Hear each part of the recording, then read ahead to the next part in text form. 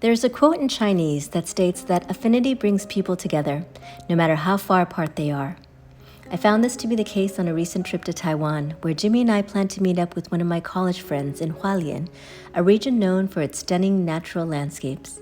Nestled between the Pacific Ocean and the Central Mountain Range, this lush valley is only 2.5 hours by train from Taipei and is home to breathtaking marble canyons, cascading waterfalls, and scenic mountain trails. A good friend told us that Hualien is also home to a new Tao temple, started by a dear master whom I had met over 3 decades ago. Master Zhang, I recalled, was a talented artist with a warm and gentle smile. Upon learning that we would be in town, he kindly invited us to visit the Tao temple.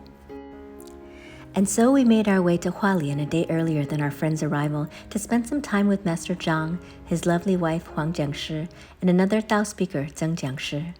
They welcomed us warmly into the temple, and as we sat down to tea with them, we asked them if we could ask them a few questions to better understand what Tao means to them.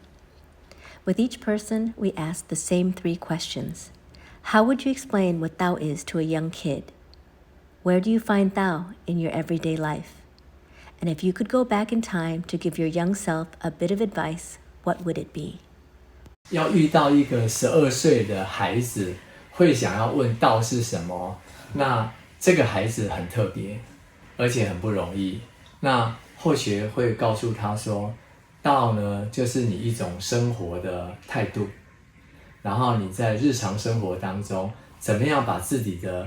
生活、把自己的日子过得很好、很幸福、很自在，而且呢，在遇到一些困难的时候，因为每一个人在不同年龄层都有他的烦恼，一个12岁的孩子也有他12岁孩子的烦恼。那如果一个孩子他有办法能够解决他的烦恼，而不需要透过大人太多的协助，那就是道的力量。所以道是什么？道就可以帮助我们每一个生命在不同的年龄层都可以真实的受用的东西。我们这个道其实分成在形而上跟形而下。那一般呢，我们儒家他用的，为什么我们说我们道是3教1理5教同源？因为我们这个道其实它可以说它具有我们儒家的部分，它是从生活当中我们在面对人，面对我们的父母，面对我们的孩子，面对我们的职场工作，道它是可以帮助我们，可以真正直接的让我们处理好很多事物，所以它是一个很实用的东西，它不是一种理论，不是一套哲学，这个道儒家所给我们的一个启发是这个样子。但是这个道呢，它还有一个比较深一点的功能，就是从道家的这个立场来讲的话，它是让我们更看清楚人间的这一段，它其实是一个因缘和合的一段，所以我们要追求的是内心的一个清净心。所以我们在清净经那个我们道家里面这部清净经里面讲说因为人神好清而心扰之，人心好静而欲牵之。这个翻译比较白话的意思就是说，其实我们今天这个道除了把日常生活搞好，把工作、职场、家庭关系之外，其实我们自己内心个人的这一块很重要。我们如何让我们的内心里面可以察觉到我们内心是欲望很多，而这些欲望让我们必须要去追逐这个欲望，而产生很多的烦恼跟痛苦。那今天如果说我们这个道，我们懂得这个道之后，可以让我们的心比较能够安然，比较没有那么多的欲望，然后比较能够清净，自然苦恼就少，自然快乐就多。所以我们佛堂有讲离苦得乐，离开痛苦得到快乐，其实这是非常实用而不理论，不是形而理论上的东西。那从佛家来讲，佛家讲慈悲，佛教讲普度众生，所以我们今天当我们的心如果慢慢到了一颗清净之后，我们会更敏感到众生一直在这种苦恼当中，一直轮回走不出来，一直在一些痛苦里头没有办法让自己的心能够清净，这已经不是自己的问题了，而是我们已经感受到对方的痛苦，而我们有佛家的那种慈悲心，也想帮助帮助更多的众生，让他们也能够因为得到，也能够帮助自己，靠自己帮助自己，而不是我们救他们，我们帮助他们，我们只是提供有道这样子的讯息，最后还是靠自己来改善自己，离苦得乐。后学在15岁的时候，已经会在我的日记本上已经写上说，未来会有一个50岁的、60岁的一个我来到我这边。好，那今天这个话题很有趣，因为后学也很相信，当一个人的心你在维持在一个很清净的时候，我们这个时间的这个轴线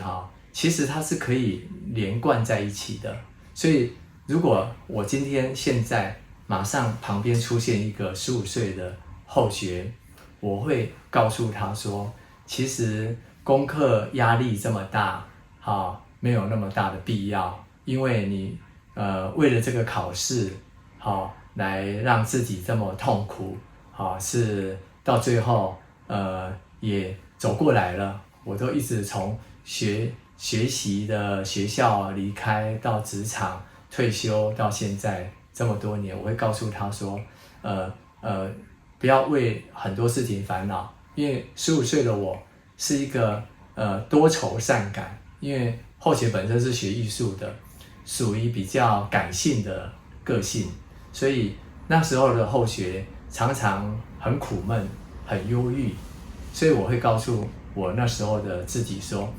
我已经走过来这一段人生，会告诉他说，日子一定会过去，很多的烦恼，很多的一些苦恼其实都是自己想太多，然后要乐观一点，什么事情都往好的方向去想，然后正能量正向思考。我会对那个时候的我说这样子的话。后学其实当时尹宝师花了1年多还渡不上后学。后学是一个很不容易相信宗教的一个个性，因为当时考上师大美术系的时候，那时候我还没有求道，然后后学的家人，我的阿公、我的阿嬷，他们呢都已经吃素了，然后我就会跟我爸爸妈妈讲说千万不要信仰任何宗教，因为好吃的都没得吃，然后呢遇到很多事情就是他们通通就是修行，但是后学后来其实后学求道的一个契机，是因为我的奶奶过世，然后后学看到我奶奶整个身体从疾病，然后癌症过世，然后后学看着她的这个大体到火化变成一堆白骨，那时候给后学一个很大的震撼，所以后学其实求了道没有多久，自己就很发心，也不是透过多少人怎么样一直说服后学，因为人生我看到这个生老病死的短短1个月左右的时间，看到我的家人从开开心心到住院，到整个躺在床上，到变成一堆白骨，我们去捡他的骨头。我在这整个经历这个过程的时候，生老病死的这个过程，其实是后学当时很强烈的震撼，所以那个时候求道很自然的，后学一求道开法会，我就觉得这条路是一条正确的路，而且这不是一条宗教的路线，这是一条自己生命本来就应该，如果要希望自己越来越好，该走的路。所以后学如果回到那个时候，我会给那时候的自己呢，掌声说走对路了。所以后学并没有特别的要再劝说那时候的自己要如何的走上这条路，因为很幸运，在我们的点传师的带领，也是给后学一个相当大的空间，能够走上这条路呢，没有太宗教，因为我的点道的点传师是音乐老师，那后学是学艺术的，本来就很契合，所以应该说跟对人了，跟对点传师了，刚好有这个因缘，所以让后学其实求道没有很久，我就一直跟着，一直没有离开道场，一直走到今天将近40年。如果要说最简单的方式，一定离不开我们的三宝。那离开我们的这个三宝，其实就是各宗各教，儒家讲的定静的功夫，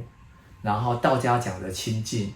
然后在佛家呢讲的禅定。那其实3个宗教最后修行是同一条路，就是我们一贯道讲的，我们要懂得用三宝。那这个用三宝并不是一直在三宝的这3样东西上面琢磨很多，而是三宝只是帮助我们的心静下来之后，要把三宝放下，而是透过三宝，借由三宝，让我们的心不再一直的转动。一般人的心思里面像小剧场一样，会一直想，念头杂念很分歧很多。那当我们觉察到自己的内心的想法念头出来的时候，我们也不要去过度的去排斥它，它是一个很自然的现象。那其实我们只要把它当我们察觉到内观到自己内心有这一些杂念的时候，我们要有一个警觉性很重要，就是该怎么做。我怎么又在为这件事情一直的内耗自己的心，一直的在这里搅动不翻，察觉了，我们要如何让它停下来？但是有人会问后学说，点传师停下来很难，我的心就是停不下来，停不下来怎么办？做一件不同的事，要去找一件事情来做。比方说，好，我来煮一道菜，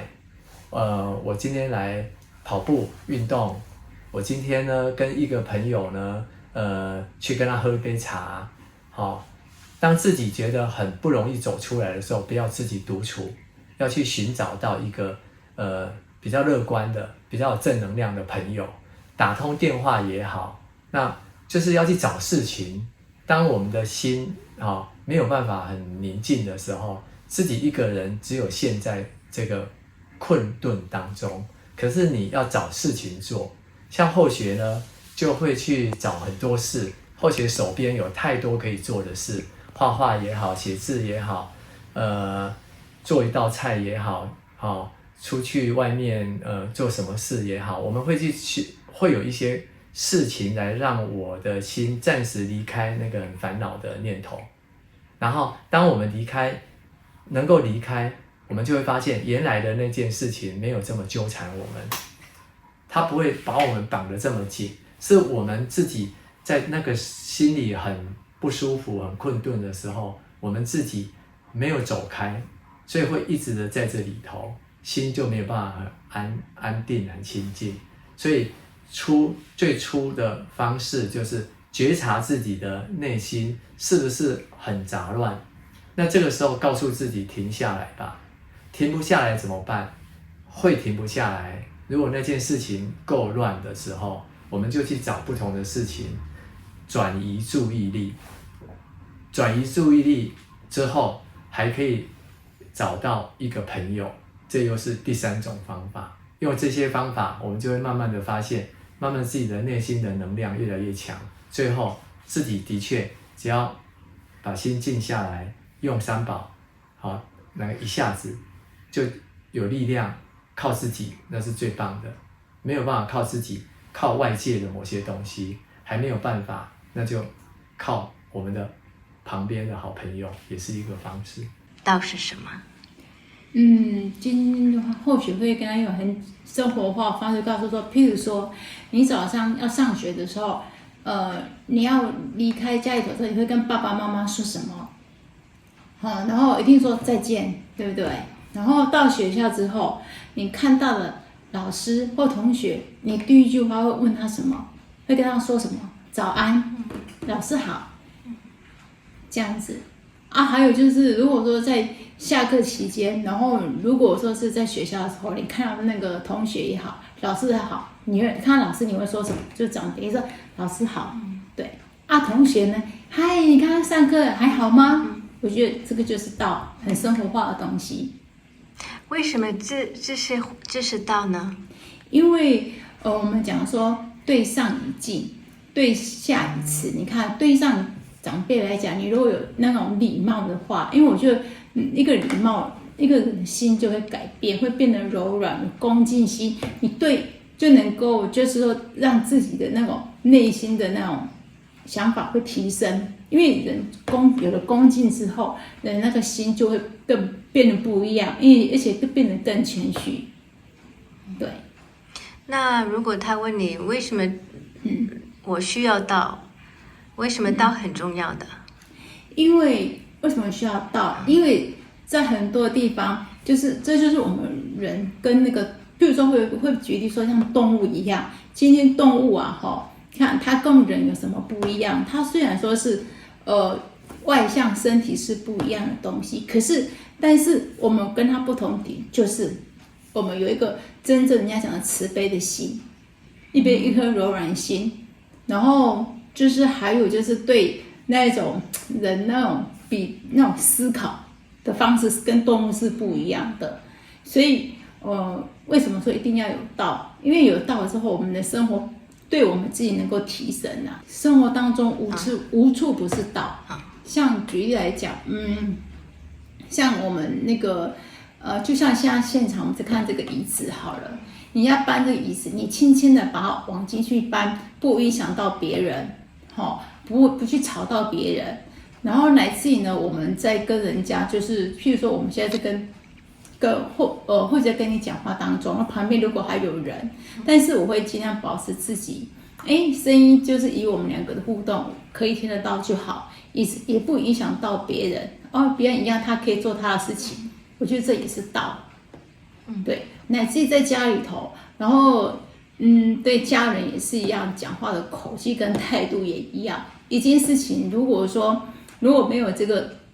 道的话，会让我们有一些分身。就譬如说像早上起床，你的亲爱的太太煮了一份好吃的早餐给你，也许她不小心把这个吐司面包烤焦了，可是今天你如果一句话这个吐司怎么那么难吃啊？不仅也把这个太太的好意给别那个了，那二来自己也会心情不好。所以说，你说生活当中这个是不是道？或许我想跟自己15岁的时候，自己跟自己说，对自己要有信心，还有要学习原谅别人也是原谅自己。对，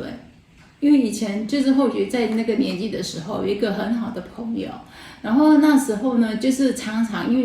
因为我们都会互相去比较，然后但是有时候呢，也许他功课会比或许好一点，或许就很难过，就会常常跟他生气，然后可是他都会一直觉得说很对不起后学，然后或许有一次就是很生气，就把他东西从桌子把它推掉，然后后来我就可是因为我们不能够原谅他，然后后来觉得也是因为这样子造成我们两个彼此间就分开了，他就转学了，所以或许对这件事一直很耿耿于怀。所以我会觉得说，其实有时候也许别人不是有一些事情故意要做错或怎么样子，但是你如果能够学习去原谅别人的话，其实也是原谅自己，也是善待自己，也是跟人家结好缘。原谅别人为什么说人家？因为其实你如果了解到很多真正的本，其实人跟人之间的相遇很有可能就只有这么一次，但是会遇见也是有原因的。但是你如果说因为不能够去原谅他的话，会让自己有内心有很大的懊悔。因为像那个或许这个同学这件事情，为什么或许我会到时候选择原谅他？因为他的离开也让我觉得很后悔，当初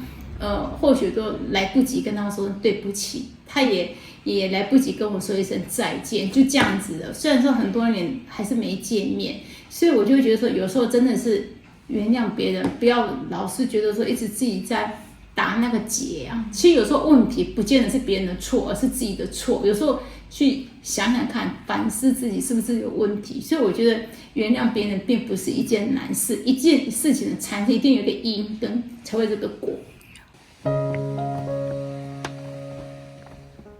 The next day, Master Zhang took us to one of his favorite local trails, which had a special surprise at the end.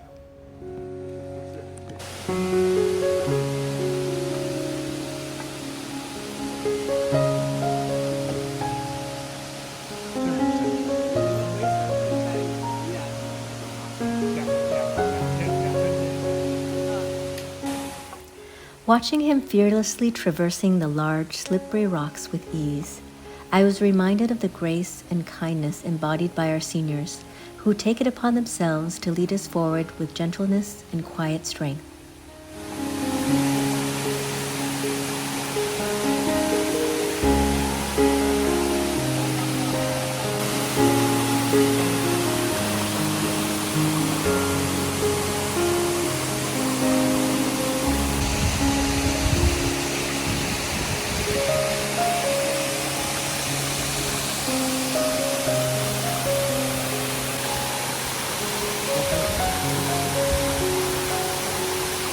道就是可以让你呢，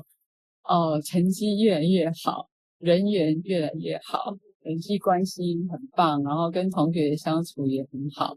因为这个道其实就是让我们变成一个很好的人，然后大家也都会很喜欢你。这个或许觉得或许会跟一个12岁的孩子谈这个，因为这个时候刚好是正是他所需要，他也的确是会这样子，没有错的。生活当中好多哦，比如说我们现在这个位置啊，我们如果没有停车位的时候，然后我们一样可以很平静，我们可以到别的地方去找，还是可以找到停车位啊。因为我或许发现现在有很多人情绪会很浮躁，那这个时候呢，觉得说这个道就是让我们呢都可以处在很平稳的这个安稳的这个心的这个情绪，所以呢，生活当中有太多可以把这个道用在上面。然后也会跟15岁的自己说，不要太在意外在的人事物给你的一种比如说人好了啦，给你的评价。然后告诉你一定要怎么样，就是说你自己的价值观就会因为别人所给予你的，然后你的心就以为是这个样子。那要很相信自己，绝对会是很棒的，要很有自信心，然后不要太在意外在的人事物所给予的一切，然后来让自己就变成要好像活在别人的所说的那一条路上走这样子，然后每一个人都是有无限可能，是要相信绝对是的。As with all precious meetings, the time together was too short. We were touched by the warm hospitality of Master Zhang, Huang Jiangshi, Zheng Jiangshi, and also Zheng Jiangshi's husband, all who so openly and generously shared their wisdom with us. There are certain things that cannot be expressed through words. Words can hint at them, but it is the actions and presence of those who utter them that give us insight into their true meaning. And that ultimately is what makes a deep imprint in our hearts. We hope that you find their sharing as meaningful as we have, and perhaps one day you too will have a chance to visit this small temple in one of the most beautiful places in Taiwan. Until next time.